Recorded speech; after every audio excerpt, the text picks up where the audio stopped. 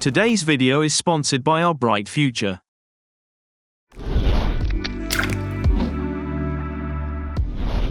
Open the Fusion page and add a texture node after. Bring your random color image into the flow and connect it to the green point of the texture. Add a blur node after, change the blur to Gaussian and adjust the blur size to your liking. Select the texture node and play around with the sliders. If you want, you can also animate some of the sliders to make your clip unwatchable. Select the texture node and add a merge after. Bring a contrast node in empty space and connect your clip to this.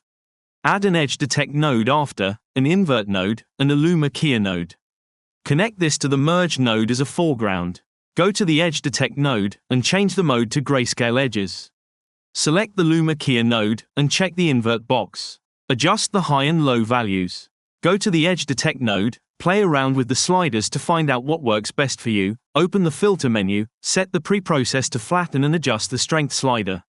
At this point it's just tweaking around the sliders of the edge detect and the luma keyer. The reason why we added the contrast node in the beginning is to have even more control over the edges, so guess what? Go to the contrast node and adjust the sliders. Last step, just to give some character to the black lines, select the merge node, change the apply mode to dissolve, and bring down the gain slider. If you like this clip, subscribe to this channel. If you didn't, no one cares, you can do whatever you want.